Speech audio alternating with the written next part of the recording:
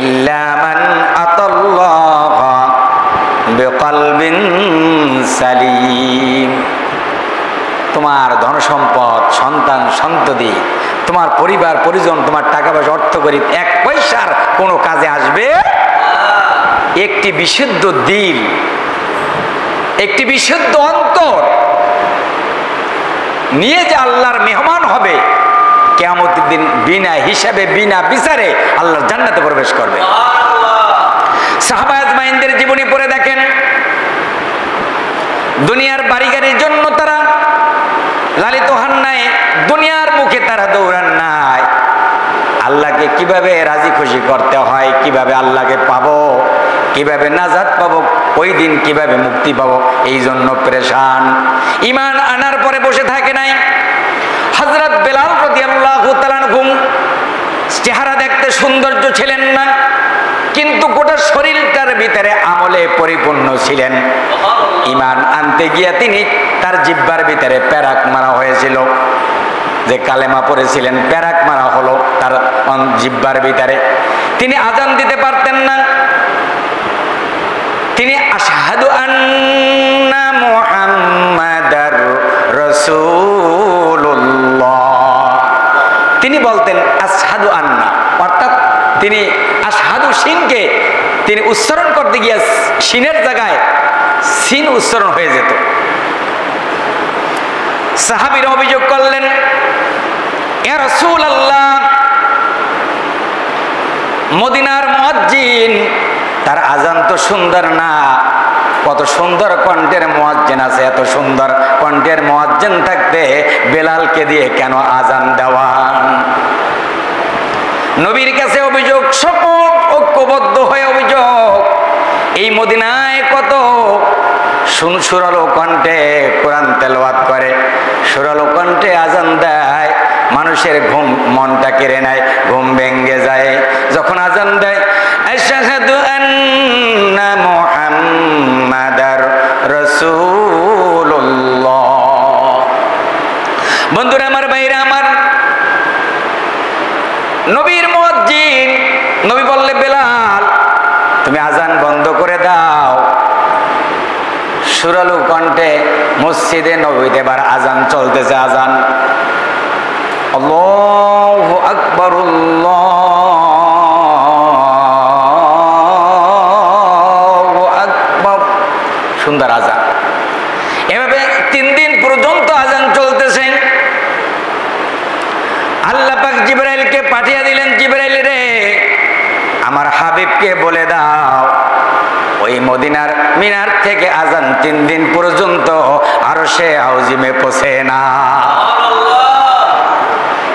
কি বলো রে জিবরাইল, কি বলো জিবরাইল, এত সুন্দর আজান, মানুষের মনোমুগ্ধ আজান, মানুষের মন কেড়ে নেয়, এত সুন্দর আজান, আজান মানুষের মন হৃদয়ের ভিতরে কম্পন শুরু হয়ে যায়, আর তুমি বলতেছো আজান 3 দিন পর্যন্ত আরশে আযিমে পৌঁছে না।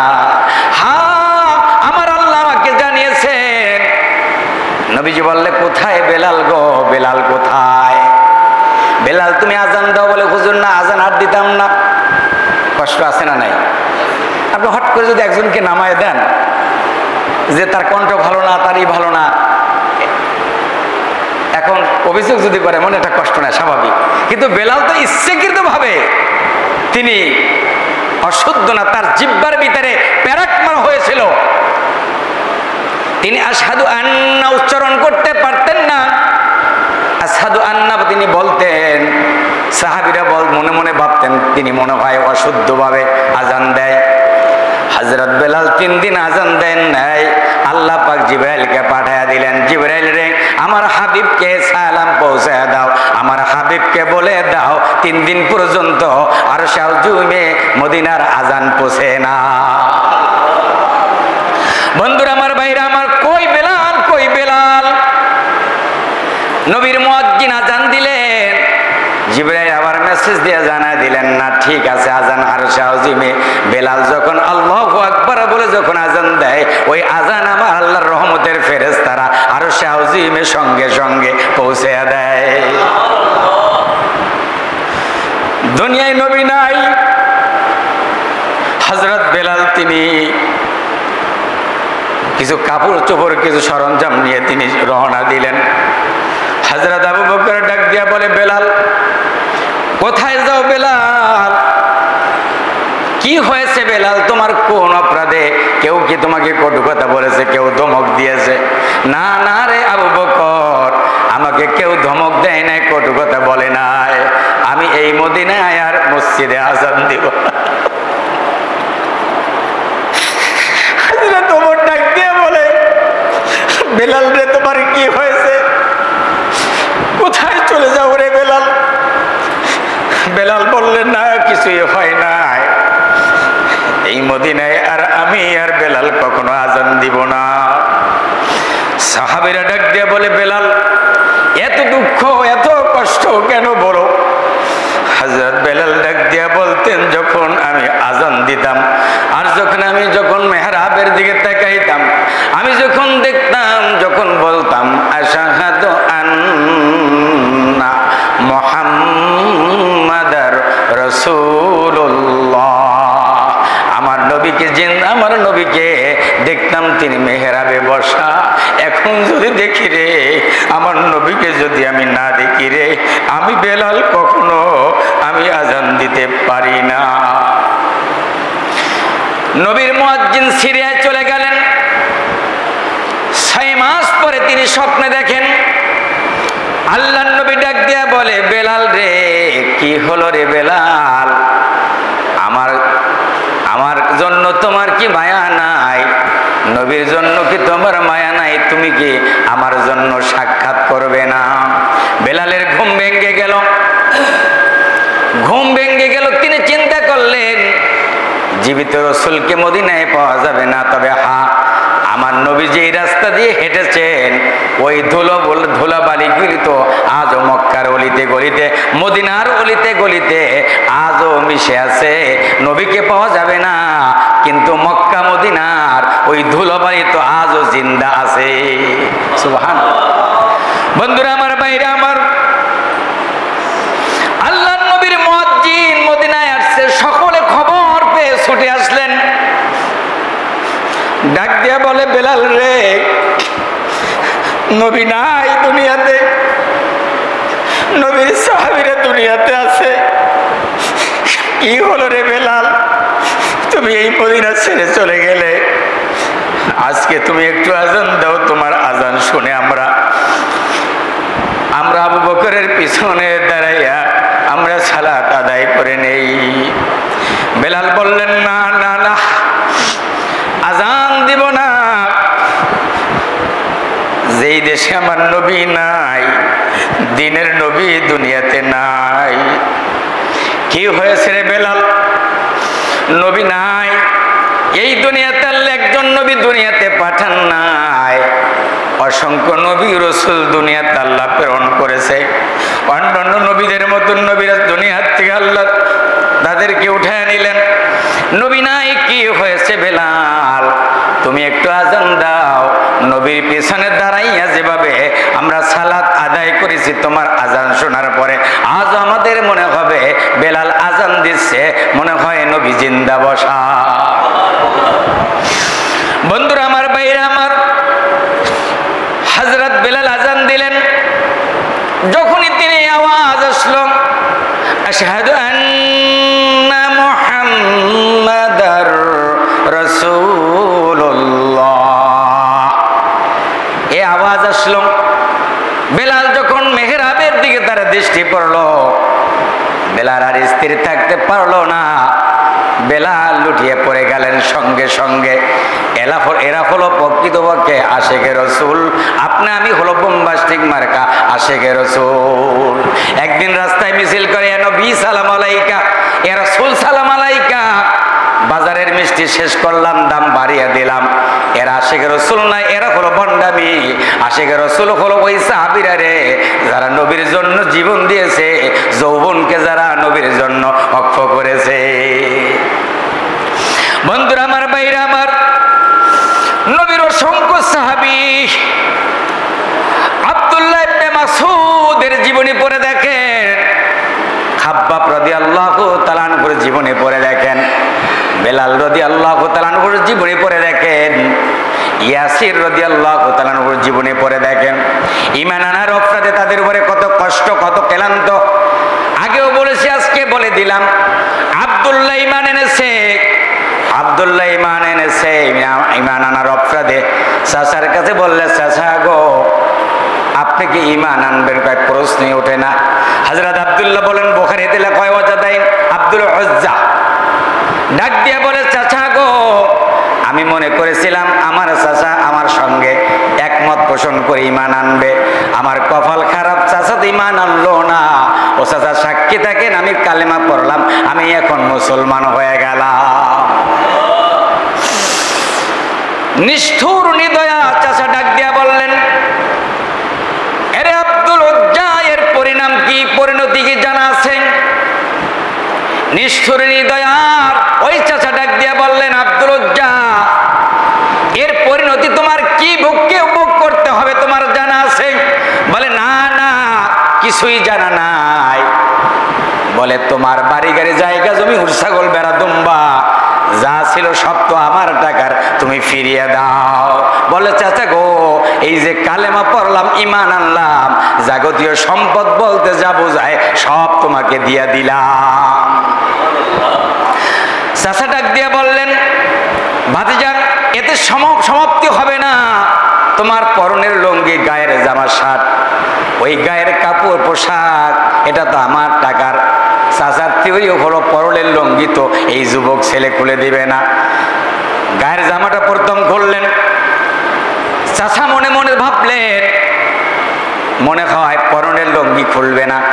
পরনের লুঙ্গিটা খুলে, গিটটা দিয়ে পরনের লুঙ্গিটা খুলে চাচার কপালের উপরে মেরে দিলেন, নাও চাচা নাও, পরনের লুঙ্গি তোমাকে দিয়ে দিলাম, কিন্তু আমি ঈমান তারপরও হারাবো না। যুবক ছেলে, যেই ছেলে হাঁটুর উপরে কাপড় উঠায় না, উলঙ্গ দেহ খ্যাতনাবিহীন অবস্থায় মায়ের দরবারে হাজির হয়ে গেলেন। মা বললেন, বাবারে এ অবস্থা তোমার কেন হয়েছে? আমার যেই ছেলে লাগ পারে না, চিক পারে না, চিল্লায় না, জোরেও কথা বলে না, আজকে আমার ছেলে উলঙ্গ, বাবারে এ অবস্থা তোমার কেন হয়েছে? বললে, মা ঈমান আনতে গিয়ে জায়গা জমি বাড়ি করে উট ছাগল বেড়া দুম্বা সব তোমার সন্তান, মা তোমার সন্তান সব হারিয়েছে, তোমার আব্দুল্লাহ কিন্তু ঈমান হারায় নাই। বললে, মা তোমার কাছে কোনো বস্ত্র, কোনো কাপড় আছে কিনা? বুখারীতে লেখা রয়েছে, ছোট্ট একটা কাপড়ের টুকরা দিলেন, যেই কাপড় দিয়ে তার শরীর ঢাকা যায় না, লজ্জায় স্থান হেফাজত করে না খামাজ পায়ে হেঁটে মদিনায় চলে গেলেন। নবীজি চেহারার দিকে তাকিয়ে বললেন, এ অবস্থা তোমার কেন? বললেন, ইয়া রাসূলুল্লাহ ঈমান আনতে গিয়ে বাড়ি গাড়ি জায়গা জমি উট ছাগল বেড়া দুম্বা সব হারিয়েছি, এমনকি পরনের লুঙ্গি পর্যন্ত আমি আনতে পারি নাই। আল্লাহর নবী সাহাবীদেরকে বললেন, খাবারের ব্যবস্থা করো, না খাওয়া মানুষ কত কষ্ট করেছে, তোমার ভাই কত কষ্ট করেছে, খাবারের ব্যবস্থা করলেন। খাবার খেলেন, তেলাওয়াত করতেন। হযরত আব্দুল্লাহ একটু তেলাওয়াত করতেন, চিল্লা একটু তেলাওয়াত করতেন, আলিফ লাম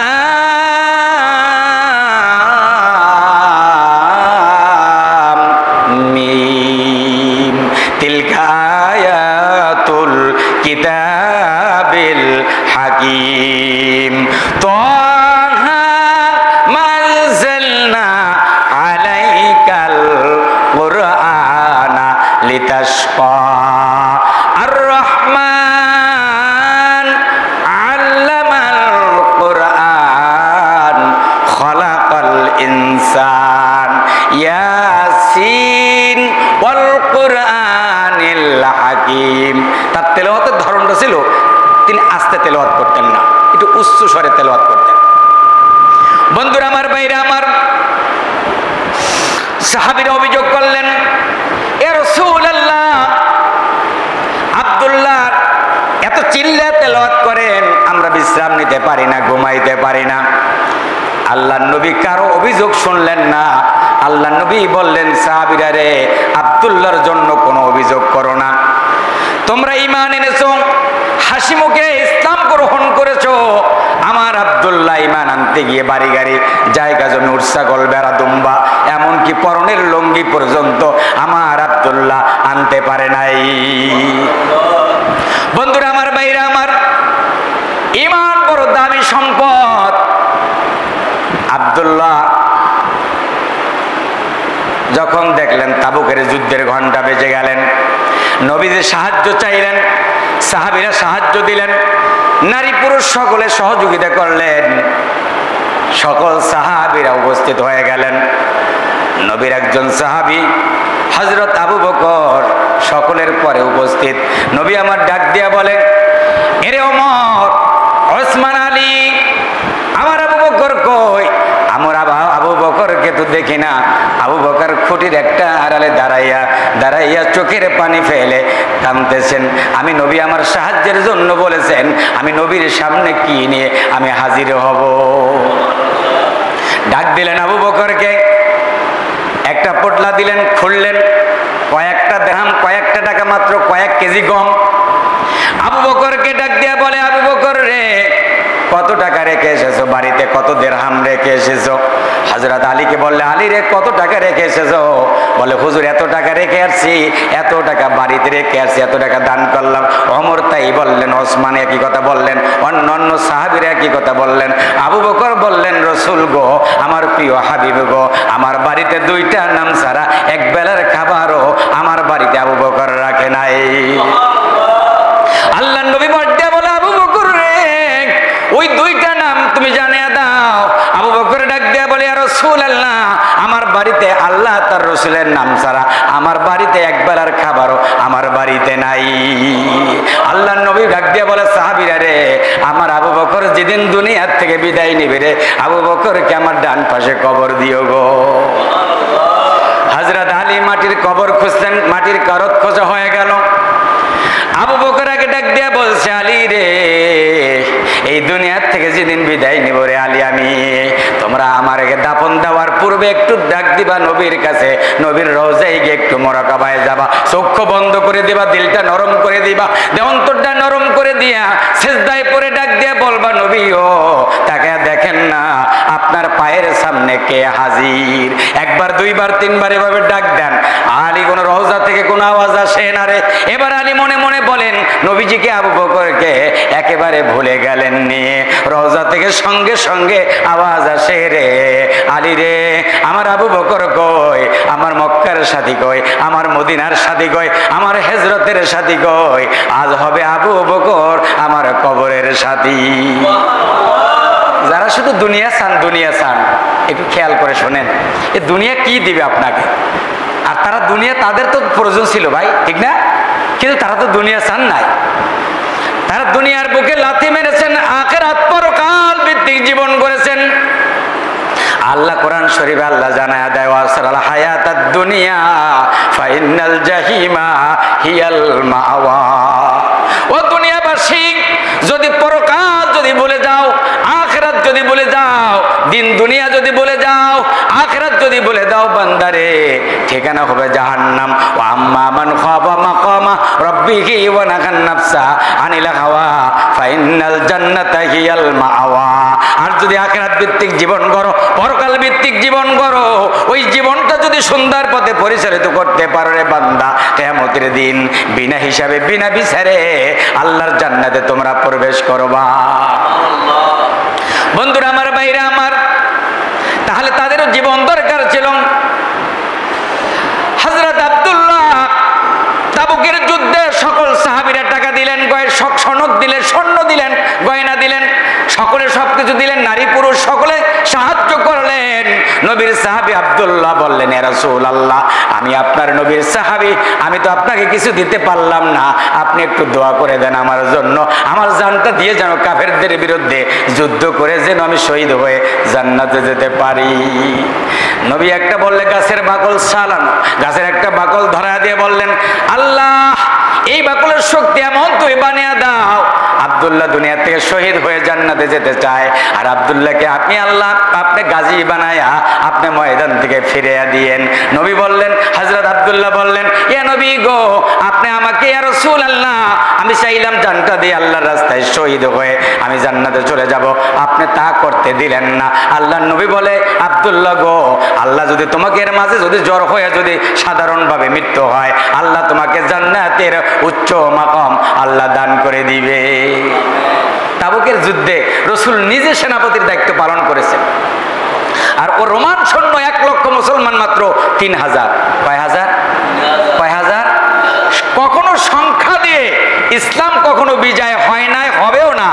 ইসলাম বিজয় হবে কেবলমাত্র একমাত্র শুধুমাত্র ঈমান দিয়ে। আল্লাহ জবানেরটা নেন না, চেহারার সৌন্দর্য দেখেন না, আকৃতি প্রকৃতি আল্লাহ দেখেন না, আল্লাহ দেখে বান্দার অন্তর। আল্লাহ কি দেখেন? বেলালের চেহারা সৌন্দর্য ছিলেন না, বেলাল হাবশী, তার নাকটা ফেটা ছিল, কালো ছিল, আজান সৌন্দর্য ছিল না। 3 দিন মাত্র আজান দেন নাই, আল্লাহ আওয়াজ দিয়ে বললেন, জিবরাইল তুমি বলে দাও মদিনার মসজিদে কি হলো, 3 দিন পর্যন্ত আজান হচ্ছে না। আর নবী বললেন যে না, কেন আজান হচ্ছে না? এত সুরালো কণ্ঠে আজান দেয়, আল্লাহু আকবার, সুন্দর একবারে মদিনার ভাষা আজান, আজানের সুরে সুরলিত মক্কা মদিনার অলিতে গলিতে ছড়িয়ে পড়ে। কিরে এত সুন্দর আজান, আর আল্লাহ বললে আজান পৌঁছে না। তাহলে দেখা গেছে বেলালের উপরের ওই কালো আর সাদা আর সৌন্দর্য আর হাবশী, এটা আল্লাহর কাছে পছন্দ, আল্লাহর কাছে পছন্দ হলো আমল। বেলালের কি ছিল? আমল। বন্ধুরা আমার, ভাইরা আমার, হযরত আব্দুল্লাহ যুদ্ধের পূর্বে তার প্রচন্ড জ্বর হলো, প্রচন্ড জ্বরে তিনি আক্রান্ত হলেন। খবর আসলো নবীর কাছে, আব্দুল্লাহ আজ আর দুনিয়াতে নাই। মাটির কবর খোঁজা হলো। আল্লাহর নবী বললেন, তোমার ভাইকে সম্মান করো, তোমার ভাইকে তোমরা সম্মান করে তাকে নিয়ে আসো। হযরত বেলাল রাদিয়াল্লাহু তাআলা আনহু তিনি একটা বাতি নিয়ে পিট পিট করে একটা বাতি জ্বলতেছে দাঁড়িয়ে আছেন। কবরের ভিতরে নবীজি নিজে নামলেন, হযরত আব্দুল্লাহকে শোয়া দিলেন।